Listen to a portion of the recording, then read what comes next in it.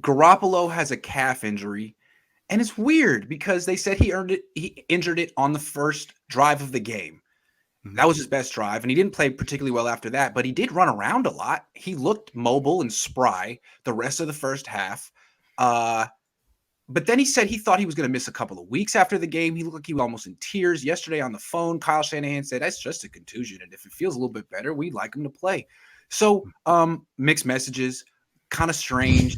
Do you feel like there's some gamesmanship? I mean, obviously in the back of your mind, you're thinking, well, now he's making Arizona prepare for both. Is that what you think is happening here?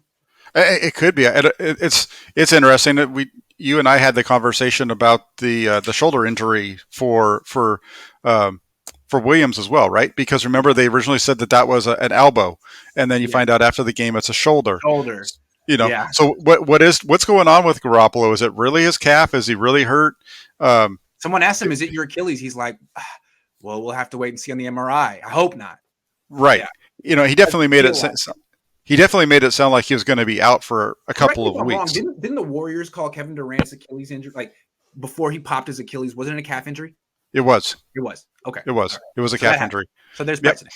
Yeah. So I think that's why the question was there. So it just seems weird. It seems odd that they would go from I'm going to be out for a couple of weeks, where the player is saying that, to then the coach coming out on Monday and saying, "No, it's just a contusion and he should be able to go." He could, we'll find out on Wednesday if he can go. So from a gamesmanship standpoint, if you force, Arizona to work on two quarterbacks for the first 2 days of the week, make them wait until Wednesday afternoon before they figure out what's going on, that's a couple of days. And that fits in with what Shanahan's been doing this entire season and off season. Absolutely. Work against Detroit, 41 points. Maybe it'll work in this game.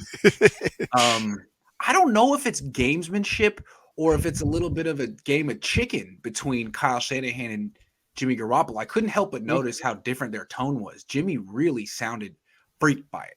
Like, you were there. Did he not seem like he was like, man, it's getting a little old going through this every year? Like, yeah. Oh, it definitely seemed like he was emotional about what was going on, and whether it was the fact that he was truly injured or the fact that maybe he was feeling he was going to lose his job, right? So that's the only thing. Good point. That's a good point. But then when Kyle comes out and says it's a calf contusion, I didn't have a tone when he said it, but the words calf contusion create the impression that it's not serious, right? What the hell? Right. I don't even know what that is. Like it's a bruise. A contusion is a bruise. Yeah. So you're not going to play because of a bruise? Well, it sounds soft. No, there's varying degrees of contusions. I mean, it just sounds like he's downplaying it. Like, why would you do that? Why are you doing that? So are you trying to push him to play? Hey, man, it's not that big of a deal. And that's a good point. Maybe maybe the gamesmanship is going on in the building. Like, hey, buddy, you're okay to play. You don't need to just sit out and don't just give the job to Trey Lance. We're paying you. We don't think he's ready. What the hell? Like, you don't just sit down. What is this? So I don't know. I think it's very interesting. The fact that once again there's mixed messages in the organization. My antenna always go up because usually what football teams are really good at is having one message. I mean, good teams. They work hard at it. Right? Hard. Yeah. And this team is really all year. It's been like, one thing here, one thing here. Actually, I said this. You thought I said that? Well, I've been really clear all year that I said this. Anyway, I like it. Yeah, no, they've been all over the place this year. Yeah. Okay, so definitely gamesmanship, but it's hard to say what the game is.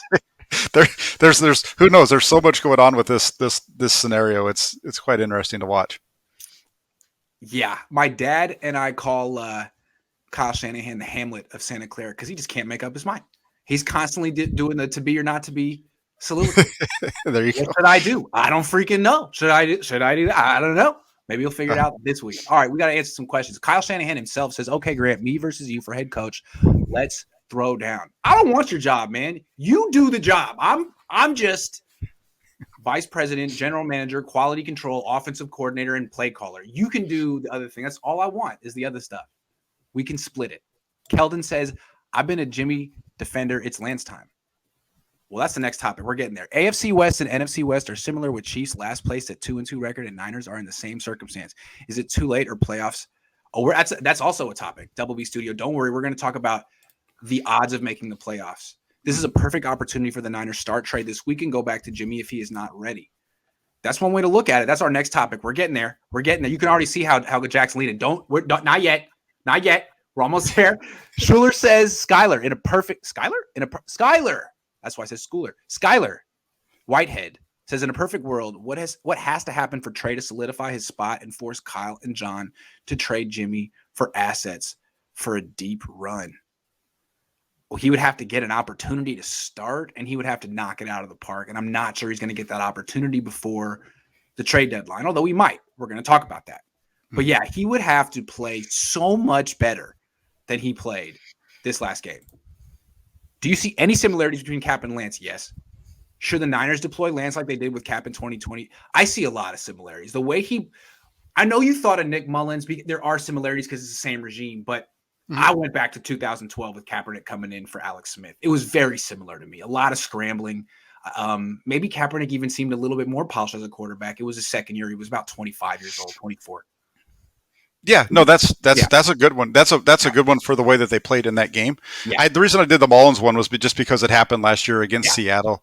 Yeah. That was the only thing, with that. But no, I understand where you're going, because in that game when he came in, the offense had been moving at a pretty good rate in that game against the Rams when Kaepernick came in, and just things like you could see that it wasn't working out the way that it really should. Prepared, and they weren't really prepared for him, but he wasn't bad either. I remember you go back and you're thinking it was actually kind of encouraging and impressive given the circumstances. And then maybe next week, if he gets a full game plan, he'll be better than he was. Mm-hmm. So if you want to look at the bright side here with Trey Lance, that did happen with Colin Kaepernick. Now, Kaepernick's career never developed the way it should have. I do think Trey Lance is a harder working person who likes football more, although he's very, very young. We'll see what happens. Yeah. Good question, Batman. Is that his name? Batman? Batman. Yeah, Batman.